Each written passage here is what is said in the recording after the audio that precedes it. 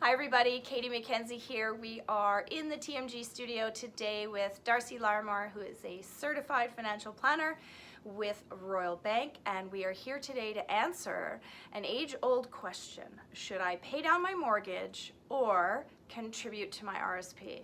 Yeah. So, D'Arcy, what's the answer? Well, Katy, there is no specific answer. As you know, everybody's unique circumstances would suggest that ultimately it depends on a myriad of different things. And if I were to think just off the top of my head, like the three things that would come to mind that I would want to discuss with my client prior to answering that question, it would be one, what is that person's marginal tax rate? Ultimately, by making a contribution to an RSP, you're benefiting more if your income is higher, because that deduction is going to be based on a higher marginal tax threshold. Mm-hmm. So that would be one question that we'd want to address. The other, another would be, what is the rate of return that you're generating on your investment portfolio that's held within your RSP, mm-hmm. which is inherently kind of based on your risk profile. I guess, and versus the interest that you're paying on the mortgage. Exactly. Third point, what is the interest rate that you're paying on your current mortgage? So an evaluation of those three things would help to determine for that unique client or couple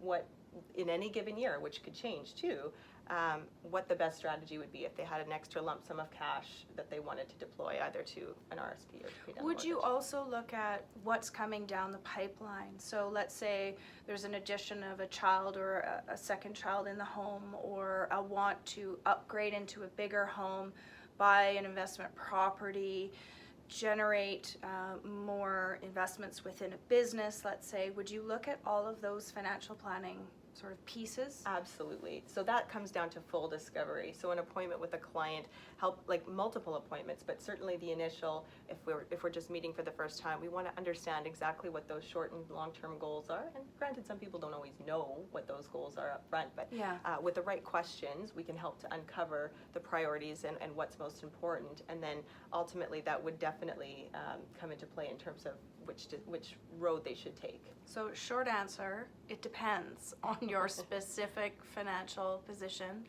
and working with the right planner, yeah, you can work towards that. And would you engage other professionals like an accountant, those types of things? Most definitely, yeah. So your financial planner, consider them much like a strategist, and so we're here to provide sort of anecdotal advice on many areas, family planning, tax planning, but we're certainly not here to replace your existing advisors like your accountant, your lawyer.